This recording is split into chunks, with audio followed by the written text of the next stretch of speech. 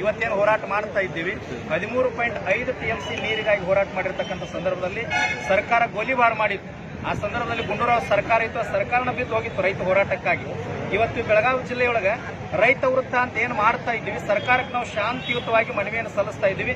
ಮುಂದಿನ ಜುಲೈ 21ನೇ ತಾರೀಕಿನೊಳಗಾಗಿ ಇಲ್ಲಿ ಸರ್ಕಲ್ ಮಾಡಿ ಮೂರ್ತಿಯನ್ನು ಮಾಡ್ತಕ್ಕಂಥ ಕಾರ್ಯವನ್ನು ಅವ್ರ ಪ್ರಗತಿಯಲ್ಲಿ ತರದೇ ಇದ್ರೆ ನಾವು ರೈತ ಸಂಘದಿಂದ ಇಡೀ ರಾಜ್ಯಾದ್ಯಂತ ಪಟ್ಟಿ ಮಾಡಿ ಮೂರ್ತಿಯನ್ನು ಮಾಡತಕ್ಕಂಥ ಕಾರ್ಯೋನ್ಮುಖ ಆಗ್ಬೇಕಾಗ್ತದೆ ಅಂತೇಳಿ ಈ ಮೂಲಕ ನಾನು ಸರ್ಕಾರಕ್ಕೆ ಎಚ್ಚರಿಕೆಯನ್ನು ಕೊಡ್ತೀನಿ. ಇನ್ನೊಂದು ವಿಷಯ ಅಂದ್ರೆ 17 ಜನ ಶಾಸಕರು ಉತ್ತರ ಕರ್ನಾಟಕದವರು ಮತ್ತು ದಕ್ಷಿಣ ಕರ್ನಾಟಕ ಎಲ್ಲರೂ ಕೂಡ ರಾಜೀನಾಮೆ ಕೊಟ್ಟರು. ಅವರು ನಮ್ಮವರು.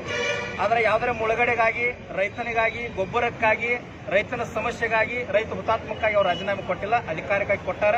ಅವ್ರನ್ನ ಇಳಿಸ್ತಕ್ಕಂಥ ತಾಕತ್ತು ಎಲ್ಲ ರೈತರಲ್ಲಿ ಐತಿ. ಅದರ ಆ ಒಂದು ಕಾರ್ಯ ಏನೈತಲ್ಲ ಅದನ್ನ ನೀವು ತಂದುಕೋಬೇಡ್ರಿ. ಮುಂದಿನ ದಿನಮಾನದೊಳಗೆ ರೈತರಿಗೆ ಸವಲತ್ತನ್ನ ಕೊಡ್ರಿ ಮತ್ತು ಉತ್ತರ ಕರ್ನಾಟಕದ 13 ಜಿಲ್ಲೆಯೊಳಗೆ ಏನು ಮುಳುಗಡೆ ಆಗ್ಯದ ಆ ಎಲ್ಲ ರೈತರಿಗೆ ಸ್ಥಳಾಂತರ ಮಾಡತಕ್ಕಂಥ ಕಾರ್ಯ ಆಗಲಿ ಮತ್ತು ಉತ್ತರ ಕರ್ನಾಟಕದಲ್ಲಿ ಎಲ್ಲ ಶಾಸಕರು ಸಂಸದರ ಫ್ಯಾಕ್ಟರಿಗಳದಾವ, ನಿಮ್ಮ ಅಧೀನದೊಳಗಿರ್ತಕ್ಕಂಥ ಎಲ್ಲ ಫ್ಯಾಕ್ಟರಿ ಏನದಲ್ಲ ಅದೆಲ್ಲರ ಬಾಕಿ ಬಿಲ್ಲನ್ನು ಕೊಡ್ತಕ್ಕಂಥ ಕಾರ್ಯ ಆಗಲಿ. ಈ ಹುತಾತ್ಮ ದಿನಾಚರಣೆ ಅಂಗವಾಗಿ ಈ ಮೂಲಕ ನಾನು ಸರ್ಕಾರಕ್ಕೆ ಎಚ್ಚರಿಕೆ ನೀಡ್ತೇನೆ.